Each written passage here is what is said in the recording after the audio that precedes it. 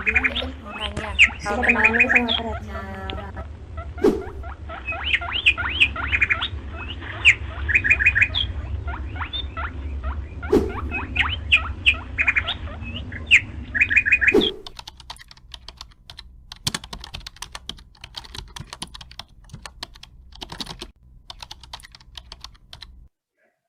Konsep surga neraka kebetulan itu sudah diajarkan di sekolah juga, jadi saya tinggal mengikuti konsep dari sekolah. Sebenarnya sih kalau aku sesimpel gini sih, kayak teh kalau misal Allah itu kan nyiptain ada surga, ada neraka. Jadi tempat nanti tuh kalau misal kita udah meninggal gitu kan, tempat orang-orang yang berbuat baik tuh nanti masuknya tuh ke surga. Di surga tuh indah tempatnya kayak gitu-gitu. Terus kalau di neraka ya temennya setan, jadi jangan sampai lah kita tuh jadi teman setan, jadi budak setan, kayak gitu-gitu sih ngasih taunya. Jadi lebih ke pokoknya harus berbuat baik sama jangan berbuat yang nggak baik gitu. Surga dan neraka kebetulan itu banyak diceritakan di Juz 30 ya. Jadi karena kita sering ngafalin bareng dan bacain juga artinya, dan itu ada, kita suka baca asbabun nuzulnya, dan itu banyak bercerita tentang surga dan neraka, dia tahu dari situ gitu.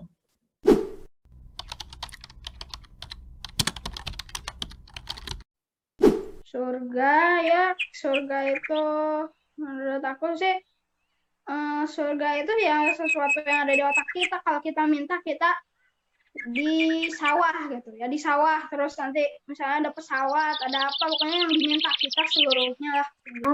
Katanya ada kolam madu, terus banyak ada kolam susu, banyak pohon-pohon buah.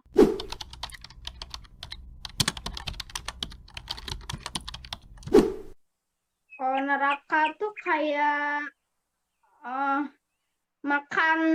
disuruh makan ikan, disuruh ikan gosong gitu dimakan, terus pas lagi jalan tuh pakai sendal api gitu, semuanya tuh serba sakit lah pokoknya.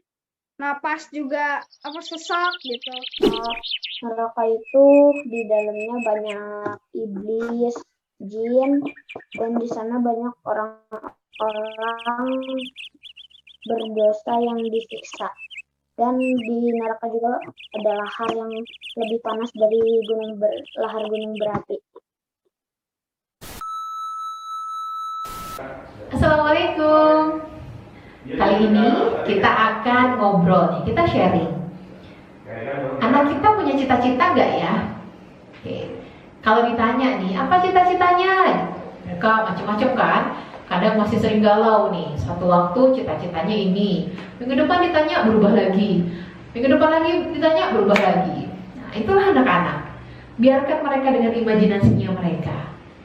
Nah, sekarang kita sebagai orang tua bisa menguatkan lagi. Ketika anak-anak ditanya, apa cita-cita kamu? Mereka menyebutkan kan satu cita-cita. Kita bisa lakukan dengan cara coaching sederhana. Coaching itu bagaimana menggali potensi seorang anak sehingga mereka mendapatkan value dari apa yang sedang mereka inginkan. Mereka punya energi dari apa yang sedang mereka cita-citakan. Kalau dia menyebutkan ingin cita-citanya menjadi seorang psikolog, ini saya ambil contoh anak saya ya, yang paling besar. Kamu cita-citanya jadi apa? Pengen jadi psikolog. Kita tanya lagi, kenapa kamu pengen jadi psikolog?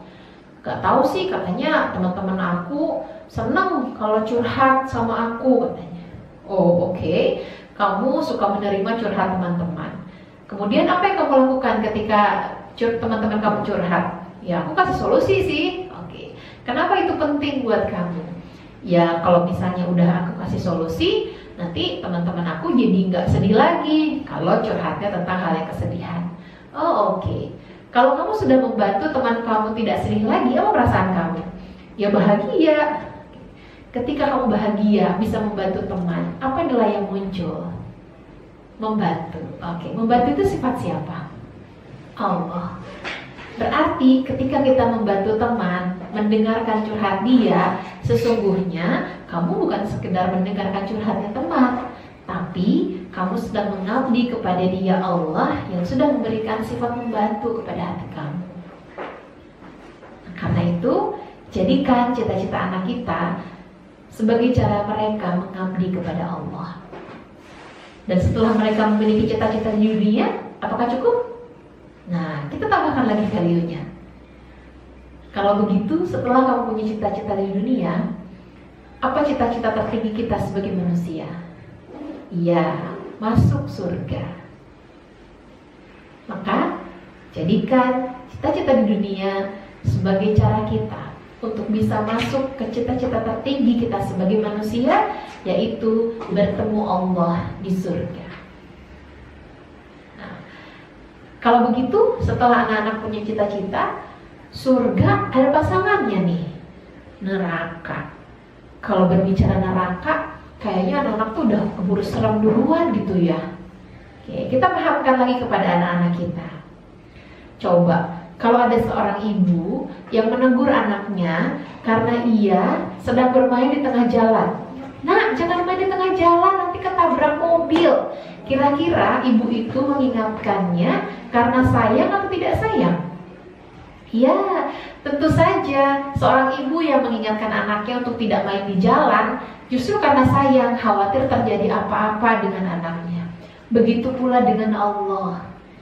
Ketika Allah pun menyiapkan neraka dan menyiapkan surga, itu justru karena Allah sayang kepada kita hambanya. Bayangkan apabila ada anak yang sholat dan anak yang tidak sholat, dua-duanya masuk surga. Kira-kira Allah adil gak? Tidak. Itu pula yang kami pahamkan kepada anak-anak kami. Artinya, kenapa Allah menyiapkan neraka juga? Justru karena Allah sayang kepada kita hambanya. Allah tahu kita sebagai hambanya tidak akan bisa sanggup masuki neraka. Karena itu Allah sampaikan, karena itu hambaku, masukilah surga. Aku sudah siapkan tempat yang indah untukmu. Bagaimana caranya masuk surga? Ya, jadikan cita-cita kita di dunia sebagai cara kita memasuki surganya Allah. Mudah-mudahan bermanfaat. Yang terus semangat kita membersamai anak kita bersama-sama berkumpul di surganya Allah. Terima kasih. Assalamualaikum warahmatullahi wabarakatuh.